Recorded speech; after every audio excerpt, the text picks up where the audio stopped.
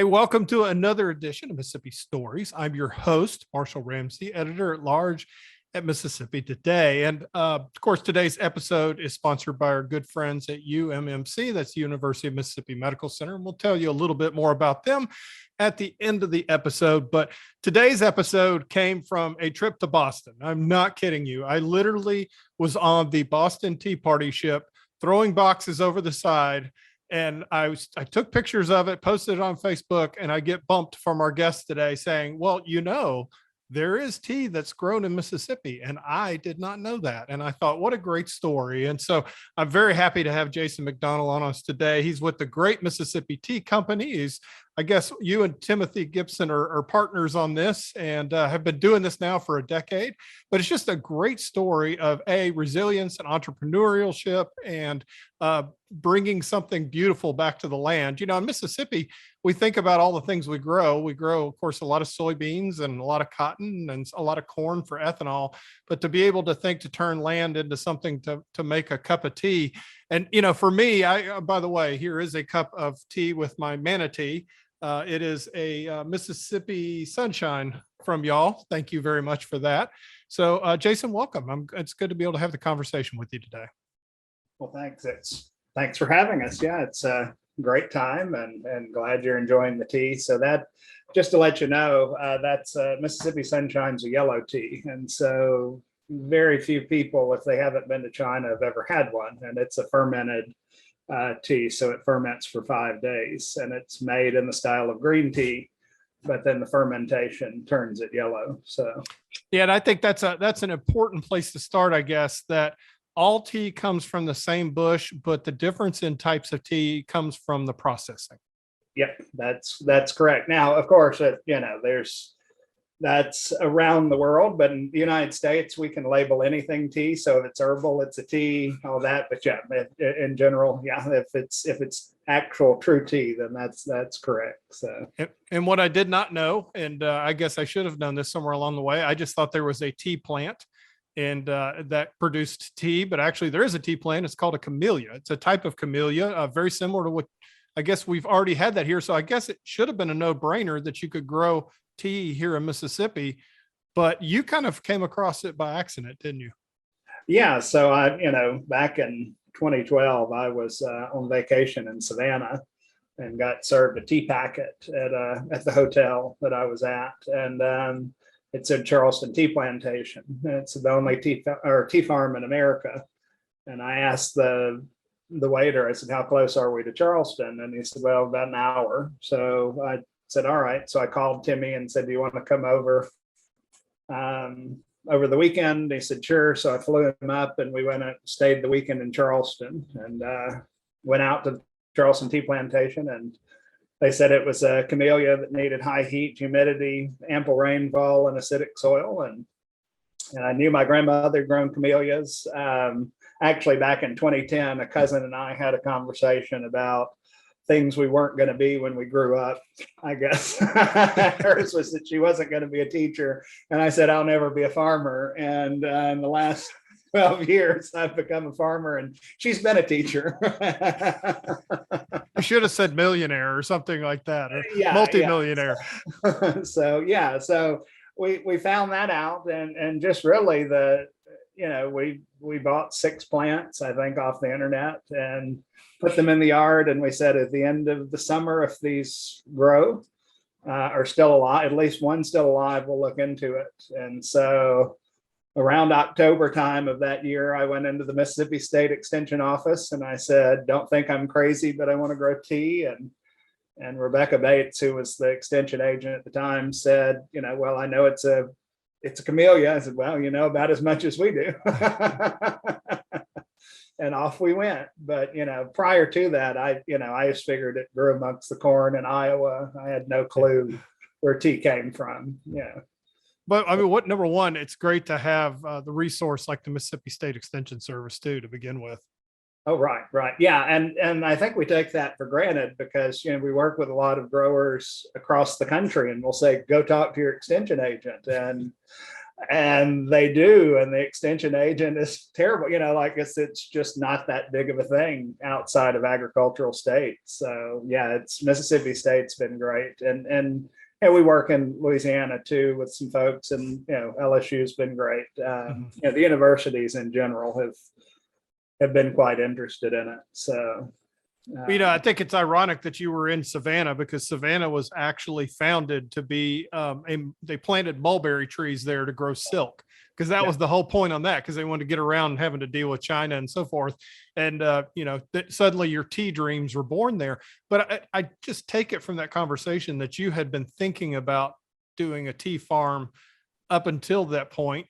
What was the land use? Now you're down in Brookhaven, so you're down in Lincoln County. What was the land used for before it became one of the state's first tea farms? Yeah, it's it's been in our family for years, but it was a cattle farm most recently, and so for decades. And my grandfather had cattle, and at the time that we came across it, it was. My cousin was doing cattle on the land, and that's, we weren't specifically looking for a tea farm, but we also have land in Walthall County, and, which is pine, and hurricanes come through and destroy the pine industry and quite regularly. And so we were kind of just looking for something to do on the land, and came across tea actually, and said, well, this would be ideal. So it wasn't, we weren't, we were kind of looking for something to do. I knew I didn't want to do row crops. That's way too much work for me, I thought at the time. And when you see a working plantation, you think that looks easy, and then you don't realize how much it takes to get to that point. So, but like I said, it was cattle, and we wanted to do something beyond timber. And try to do something different. And so it was, when we, going back to Mississippi State, when we were looking at, probably after about a year and a half of doing it, we went to a consent. So Mississippi State does a producer council meeting every spring in the different regions of the state, and you can go as farmers and help guide research. So they ask for topics and various commodity sessions, and that way they know their research is actually helping farmers. And so I went and I said, look, I'm doing tea, and there was a professor in the room, Dr. B, that said, oh, I've been wanting to study tea because I think it would grow here. And she's from China. And so she said, but I'd never had a farmer to work with, and so I couldn't do the research. So So, it's the more that we are growing it here and the more that we learn, it's fairly ideal for growing here.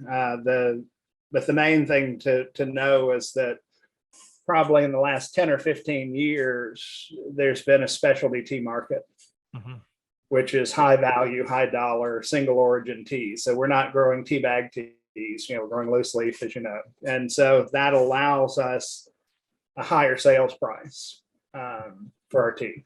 And that's been the downfall for tea grown in America. For years, they've tried, even in Savannah and the trustees garden, which you were talking about with mulberries, that they brought tea in as well.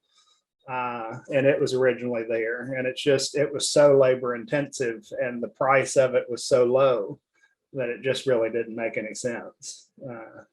But today it does. Yeah. Well, obviously you talk about, because you're able to do a specialty tea, you're able to have a little bit higher price, but you've also the actual production part. You talk about first world production methods. You're actually able to do some mechanical things and so forth to help reduce labor costs as well. Because if I remember correctly, there's 3 of you that are working on the farm. Yep, there's 3 of us, and everything from today, we actually had a new machine. So we do nutrient management, and that requires this time 1,850 pounds of nitrogen going on the field, and that's 37 bags, I think. And 2 people put it out in 3 hours. We have these little mechanized things that shoot us, battery operated, and they walk through the fields. But everything from, we have a mechanical harvester that simulates plucking of the tea. So it can, what took us a week to do, we can now do in an hour. And we're also right now fundraising for a factory, which I think will be built this winter, that'll fully mechanize the specialty tea process. So it'd be one of only 5 in the world that would make a whole leaf tea fully automated, put it in one end and it comes out the other. So Wow. So yeah, so it is, these technologies, the price of tea and everything really makes it feasible at this point.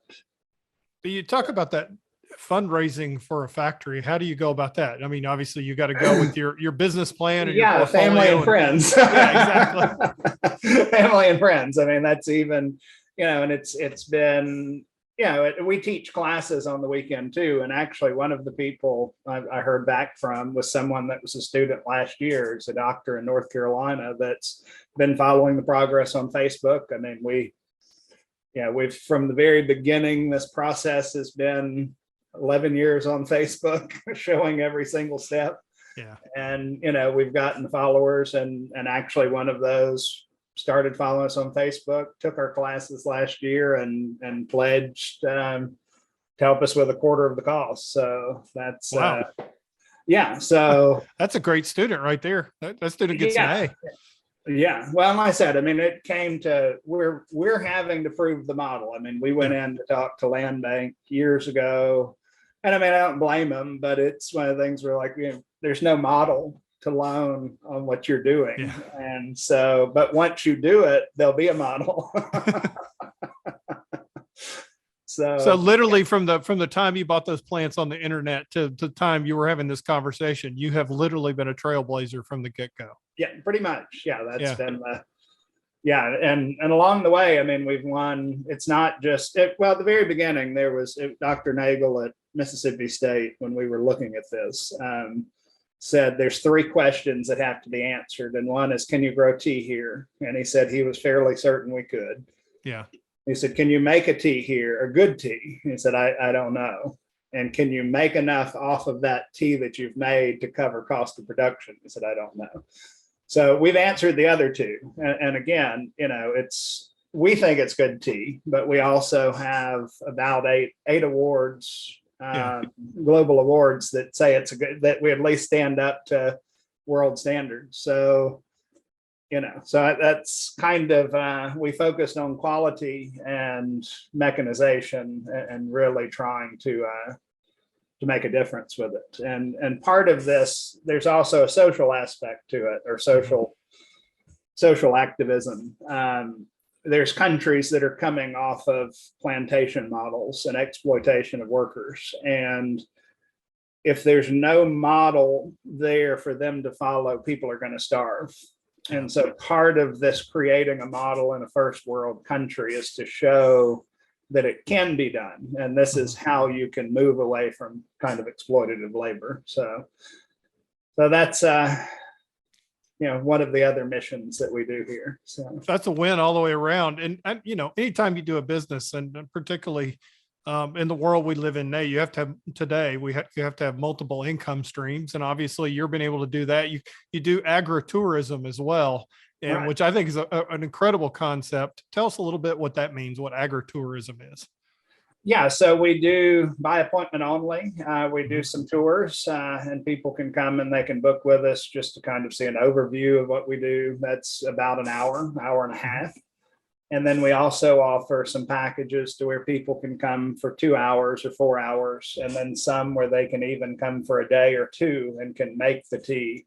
So that if you're watching us on the internet or you have tea plants at home and want to learn, you can come and see us and we can show you what all we do and you can participate in it. And then during COVID, that kind of got knocked out for a while. So that's when we went online, and now we're doing these classes, which are the virtual agritourism, which have been fairly successful too. So, we like to get people out on the farm so they can see what we're doing and kind of it's experience-based economy. So people want to get out and they want to experience things. I think that's really cool too, to see where where your tea comes from, and you can learn a little bit more at I mean, I have to admit, I'm kind of interested now myself. I would be would like to actually try to grow a camellia too. Of course, I can Yeah. kill anything, so I've got a real gift at it. So, Well, we can too. So that, it's not all roses. So those 6 plants that we started, yeah, but you don't make 3 tea were from dead roses. at the end Yeah. of the summer. I think only Wow. one of them's still alive now. Wow. And But the first couple of years, we killed about 30,000 of these tea plants. So we're finally figured out what we're doing. So there was a steep learning curve from not being a farmer to trying to figure this out. were they a delicate plant? I mean, what was it that was killing the plants? Well, they're delicate at the beginning because you're taking a subtropical jungle floor plant and moving it to a very hot climate. Well, yeah. And so, and part of it was the world of tea will tell you need to plant in the spring or in the fall. And we get a late season drought and it's still really hot in the fall. Yeah. And that stresses the plant. So now we've had to move our planting to the spring, and it's just kind of rearranging how we do things.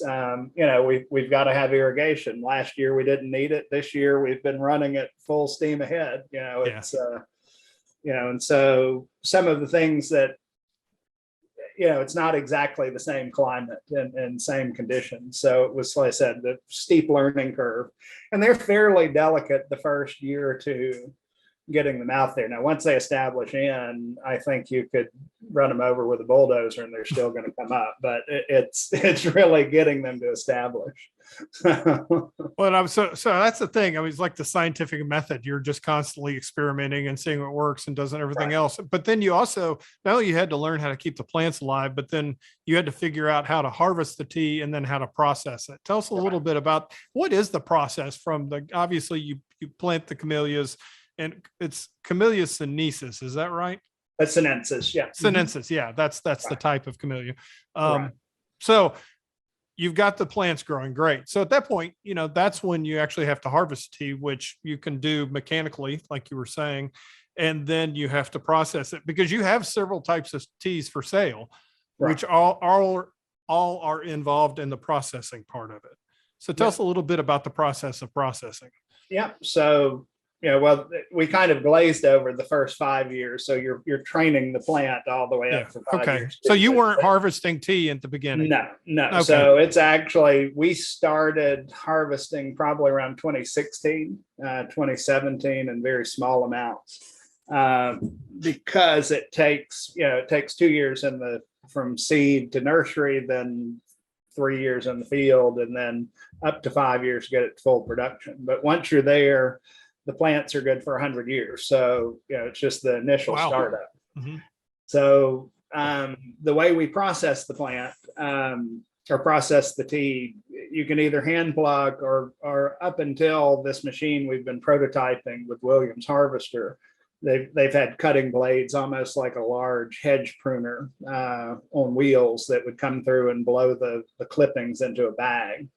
And the one that we've prototyped and they've now put into production plucks. And so there's a rotor that pushes it across a rubber piece that plucks the tea. So it's simulating that hand plucking motion. And it gets you tender shoots because that's what you're taking is just the top new growth. And so you've got these hedges that are out there. Every 7 to 10 days it flushes. So that's what it's called, as a flush.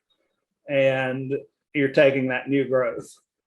So once you have that new growth in, depending upon, so very quickly, and with green tea, you would pluck in the morning is what we do. We bring it in and into our processing area, which is FDA and U.S. Department of Health, certified as a food manufacturing facility.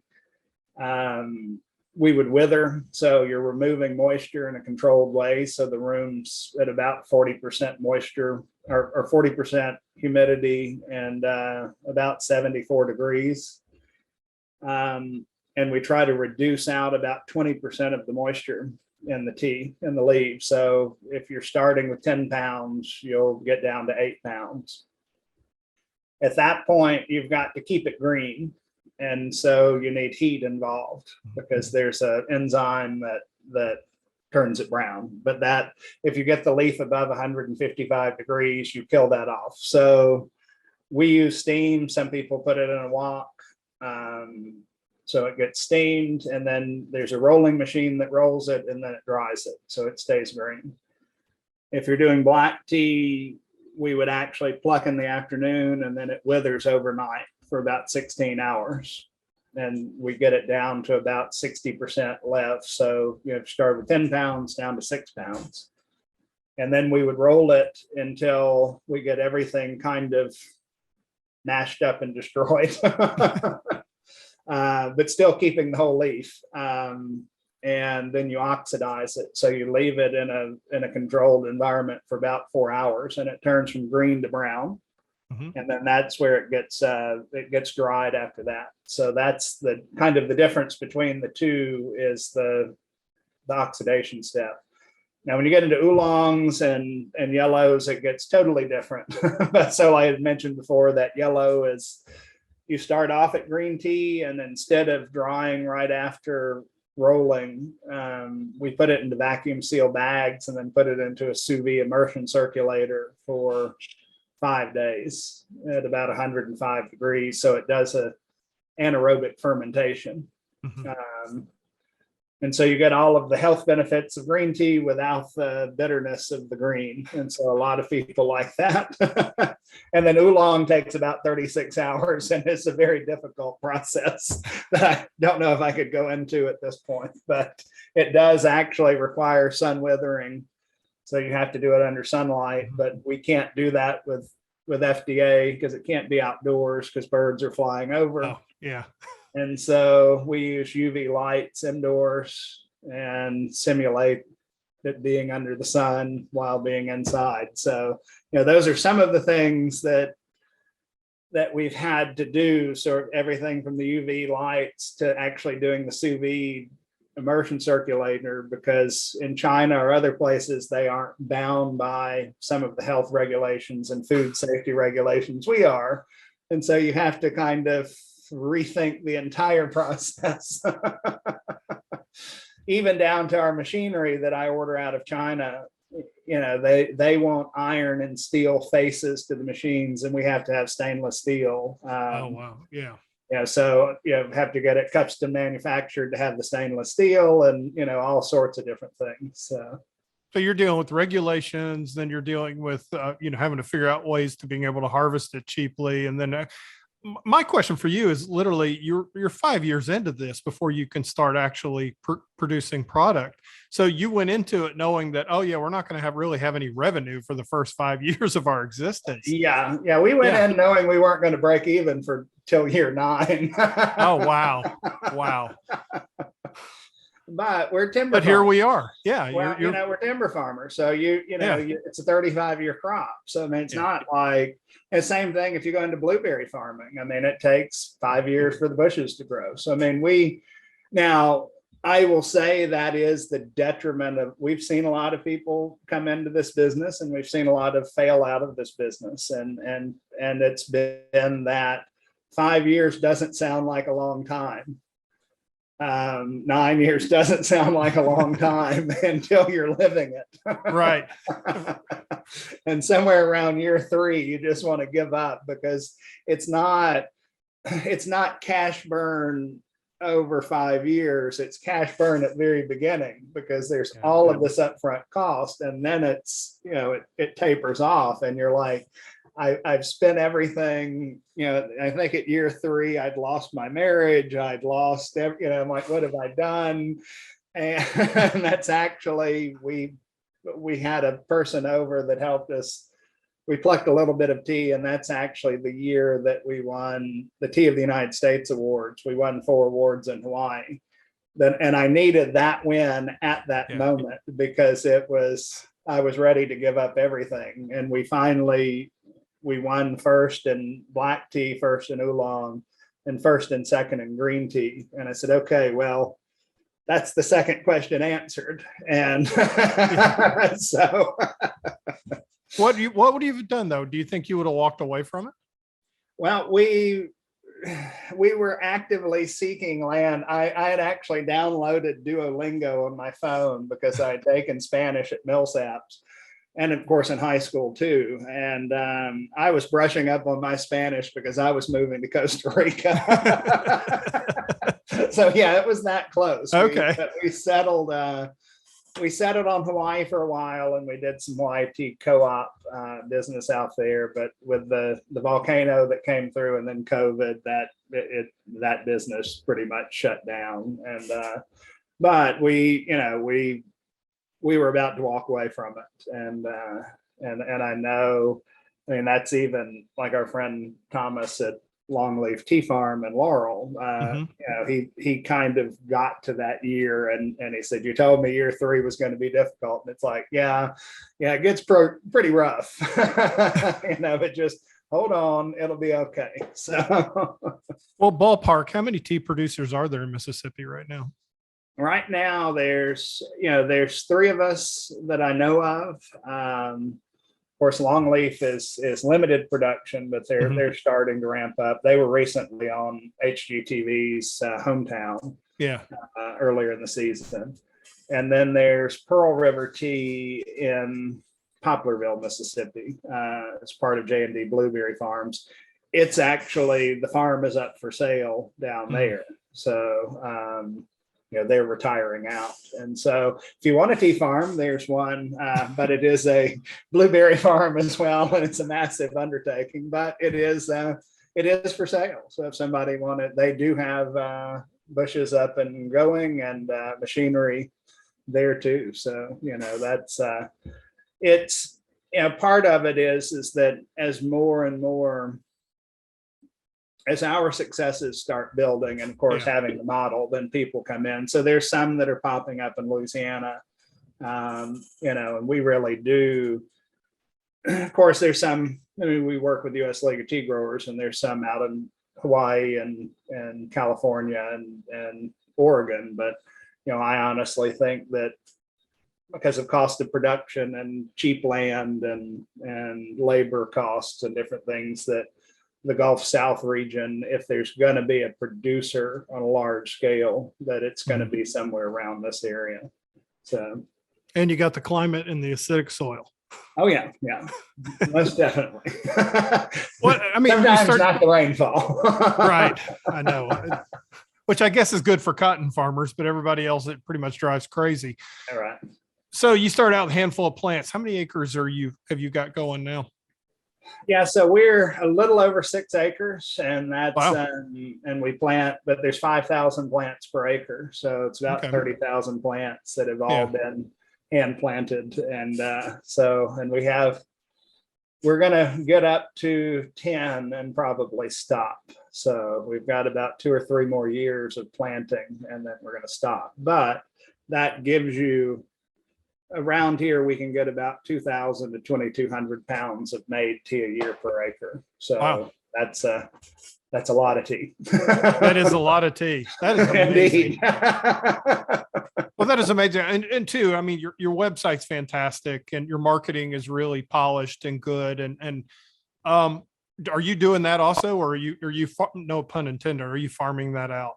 Well, yeah, so we were doing all of that. And then last year, I've actually farmed that out to a person here, Jolene Smith, that also does the Brookhaven Farmers Market marketing. And I think she's now taken over Fleur de Lis Tea in Louisiana. So yeah, that's we let her do all the social media. Of course, we do the content, or she comes and does videos or sends us messages. Okay, I need this and this. But we are actually, that was our 4th employee hired. And, part of the other thing is with this, I was talking about the expansion with the factory, that at that point, once it's up, all of our employees will also be owners of the company. So we're all that's cool. Employee owned, and it's a joint venture between all of us. So. It's kind of easier to work out in the middle of the noonday sun in the middle of summer in Mississippi when you've got literally got a stake in it. Right. Yeah. So yeah, so she does all of that.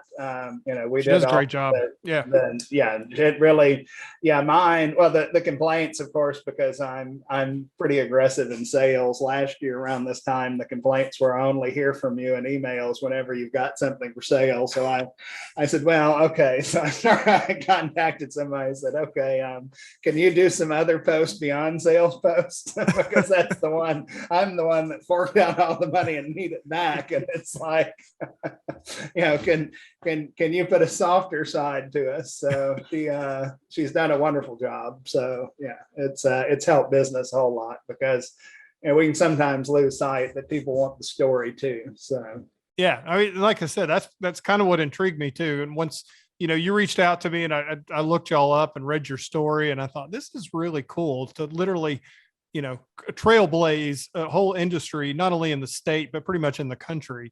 Right. And it's going on right here in Mississippi. I wanted to make sure that you could tell that story a little bit. Now, obviously, you can order online to get and I'll let you give all the websites and everything toward the end of it. But also, too, what other markets are you in? Because I think you're in England now too, aren't you? Yeah, so we sell at Culture Cup in Dallas. We're actually, by the end of the summer, we'll have a distributor in Montreal, which is Camellia sinensis, that's all over Canada. We're in Halifax in Canada. There's probably, on our website, there's about 13 in-person shops that wholesale our tea. Yeah. And then, most notably, we're at Fortnum and Mason at their Piccadilly Circus location. Which, if you don't know, because we usually say Fortnum and Mason, people may or may not know, they're kind of the premier premium grocer in the United Kingdom. And the Queen has a Diamond Jubilee tea salon there, which now we're at Platinum Jubilee, but this one was open during the Diamond Jubilee. And we're featured at their afternoon tea and at their rare tea counter. So we have, and until recently, we were the highest priced tea for resale that at their counter. And I have a cousin that lives in London, and he sent me pictures, and it's still there. It's about 3 weeks ago he was in and actually looking for, they had a blend that was the Platinum Jubilee blend. They said, I went in looking for it, and your tea's still sitting there. So yeah, it's but they invited us over. That was back in, I think, 2019, possibly. COVID, everything, the years, I don't know what year. It was before COVID, I know that. But they invited us over, and during tea time, we were there, and we got to interact with their customers and make tea, and it was quite the experience. So I know I found that when I was over there and in Scotland, that Mississippi is very exotic amongst the folks that know where it is. It's like, right. You're from where? That is very cool. Now, you actually, speaking of England, you had a consultant from there, didn't you? Wasn't Nigel Milliken from there? Nigel Milliken was from there.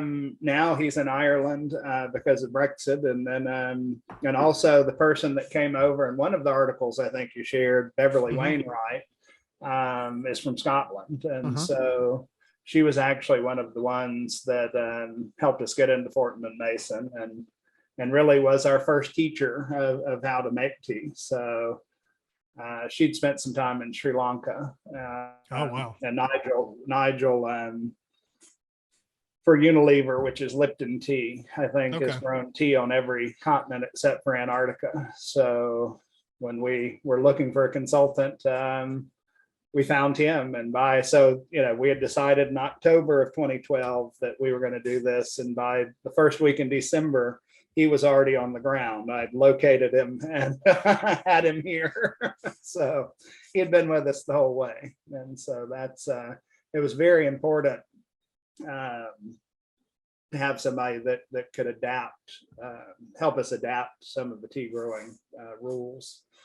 And of course, the first contract with him, we treated it pretty much like a college education, because he consulted with us for 4 years, and it cost about what Millsaps did a year, I think. I told him, teach me everything I need to know, because this is going to be, this is going to be my work. So I need to have the degree in it. So.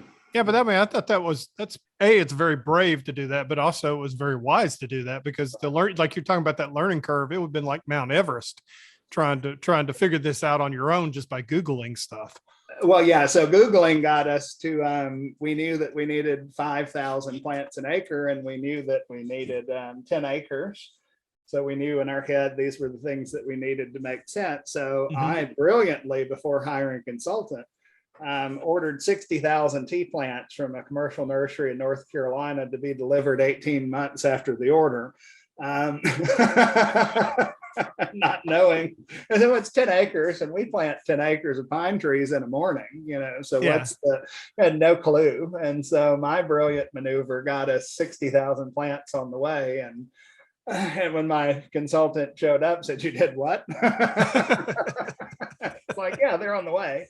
Thank goodness. I don't know if the universe intervened, but they were only able to come up with 30,000 after the 18 months. So at least, we were spared that, but we still that was so that's what happens when you Google something, is you have no clue what you're doing, and and no frame of reference.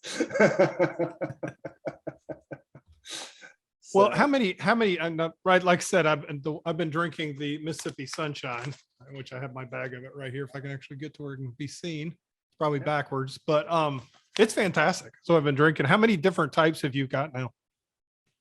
Oh goodness, let's see. So we have Black Magnolia. It's the black, Mississippi Queen, which is our green tea. Then we have let's see, Mississippi Sunshine, which is the yellow tea. And then we have 2 regular oolongs that we normally carry, which are Mississippi Empress and Mississippi Belle Oolong. But then some limited editions have been, right now we have 13 Moons Oolong, which is a roasted oolong that I mentioned Beverly Wainwright a few minutes ago. She was here earlier this spring and we made a tea. So that one's available right now. We also had Mississippi Princess this year, which was a pan-fired green instead of a steam green, like our Mississippi Queen. We've done Mississippi Pine Needles, which is a shaped pan-fired green. And then there's a whole range of flavored teas that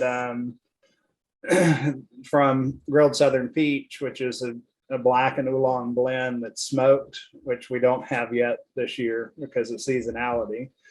And then we have Mississippi Mint, that's a green tea, and we've got Colonel Gray, which is like Earl Grey, except for I'm a Kentucky Colonel, so we named it Colonel Gray. And then we have Mississippi Mud, that's a chocolate and hazelnut. So pretty much there's something there for everybody. Oh, there's a chai too, named after our dog, that we raised money for Brookhaven and Animal Rescue League last year. Right now during Pride Month, we've got Visibility, that's raising money for LGBT suicide hotline charities. And so, it's when you have that much tea coming in, you've got to figure out ways to make it accessible to consumers. So that's right. Because part of the specialty tea thing is you have to have limited quantities, and it gets harder and harder to be limited if you're just offering one thing. So we try to hit every palate. But in addition to the teas, we've got everything from rubs, and we had a cookbook that we created to teach you how to use tea in cooking. We've got soaps. There's beehives on the farm. So we have honey in the fall, and all sorts of stuff. So it's so yeah. Let me ask you a few things about tea here. Sorry, I didn't mean to interrupt. No. I was just thinking, how long does tea last? So if you buy a thing of tea, how long will it keep? Green tea, you pretty much need to use fairly quickly, or else it's going to oxidize over. Officially with the FDA, that it has a shelf life of 3 years. Okay. But they're stored properly. You could indefinitely store it as long as you're keeping it out of UV light. You're keeping it, not from getting too hot or too cold, and keeping it sealed. It'll last a while. Now it does, just like with anything else, like a bag of potato chips sitting in your cabinet opened and then, you seal it back up, it's not going to be as fresh as when you opened it. So, of course, we hope everybody drinks it very quickly and reorders more. Exactly. But it can, it can keep for a couple of years, I would imagine. So, I mean, obviously, the pandemic and, obviously Mother Nature, there's been a lot of challenges that you've faced in the last few years. And I guess economically, we're about to have a challenge. But what advice would you give for anybody that's watching this right now, a small business owner or anything else that wants to become an entrepreneur or do something like what you did? What advice would you give them from the beginning to getting started?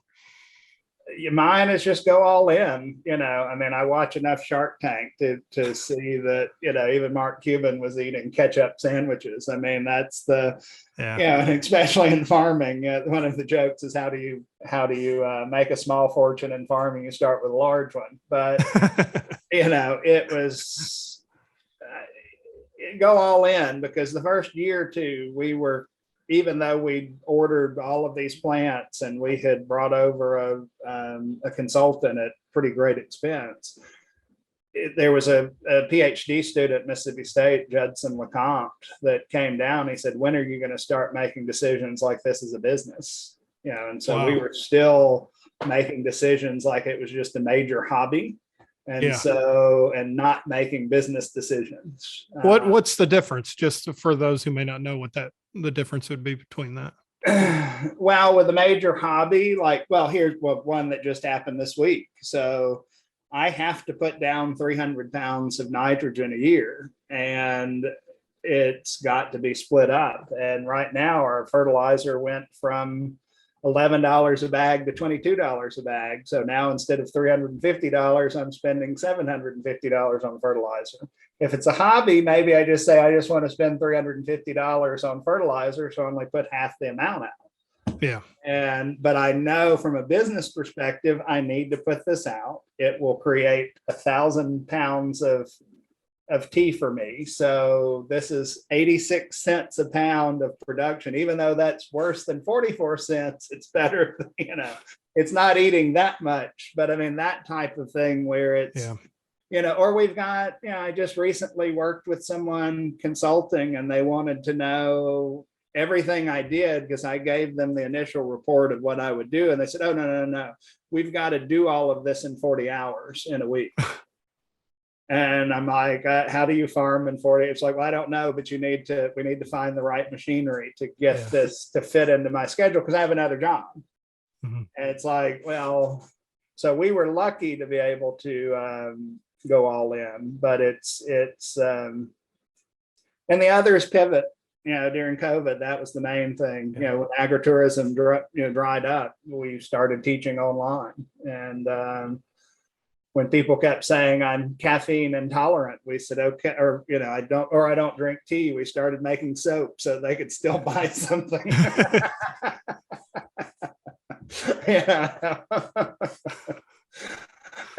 That's the third question with Mississippi State, I never knew would be a problem. I'm like, if I have something to sell, I can sell it. I don't, that's not a problem. But that's you've got to live it, and you've got to commit to it, because if not, it's going to ruin your life, but it'll run your life. So. Yeah.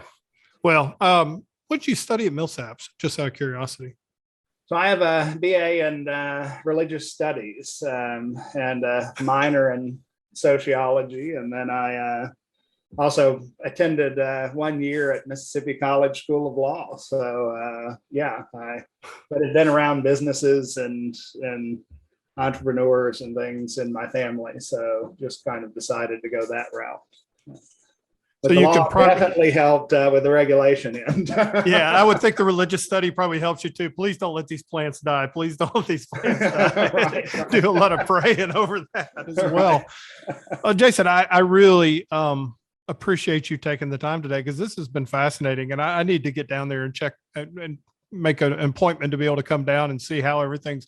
I'm just fascinated that not only you can do it, but you've done it so successfully, and now you've got a product that's world class, and that is a huge testament. And one final question, I guess, before you give your website and so forth. Where do you think you'll be in 5 to 10 years? Oh, I'm not very good at that because I'm a recovering alcoholic and addict as well. There's other parts in there, and I never saw myself. I tell people this.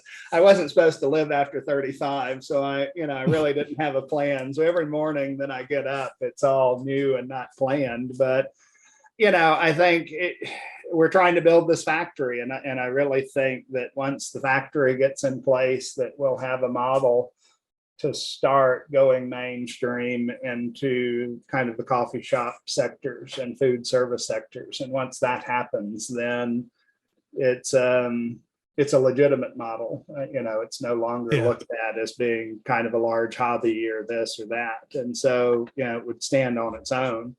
So in 10 years, I hope we're done planting. I guess we've had 10 years of that. And, hopefully just still growing tea. That's, I know if I try to figure out where I'm going to be, I'm going to limit myself. So I just leave it open-ended and see where we are. Okay. So if you were on Shark Tank, what shark would you want to work with? Well, I like Mr. Wonderful. I know most people don't, but because he always wants the royalties, and I get the point of that. So that would be the one I would choose. So if he's listening, exactly. We'll see. I'm see if we can hook you up there on that. Would you like to go? I was always thinking I have nothing to sell, so I don't think I could ever be on there. I mean, my business is so weird, but that would be fun to be on the show, though, wouldn't it?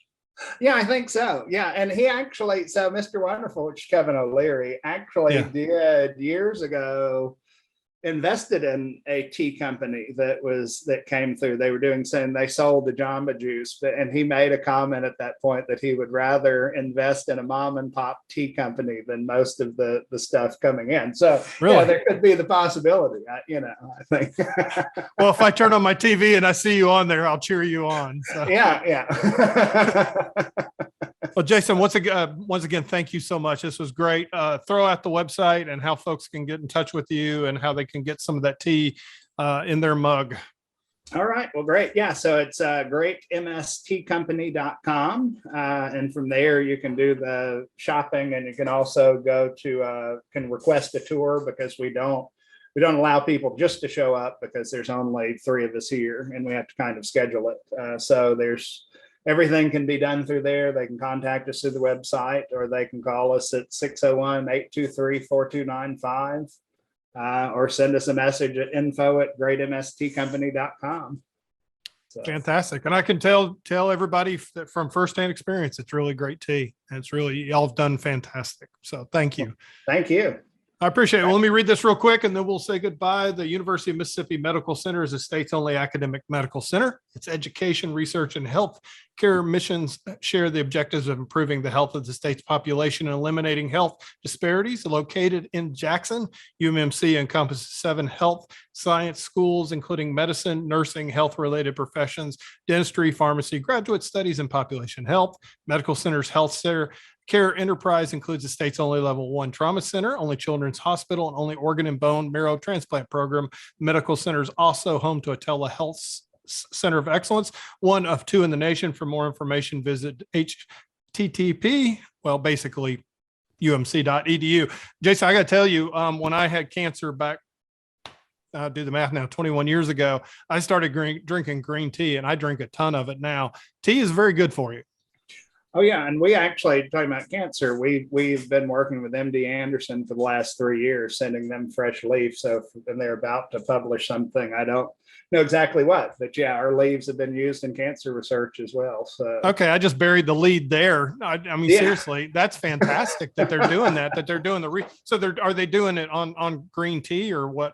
Well, from my guess, it's going to be something on epigallocatechin gallate, so EGCG, which is found in fresh leaves. Yeah, and so we've been having to send them. Now, I don't know exactly what they're testing for, and they won't tell me but I can say that I'm taking part in it. But they're about to publish a paper, I think, this year.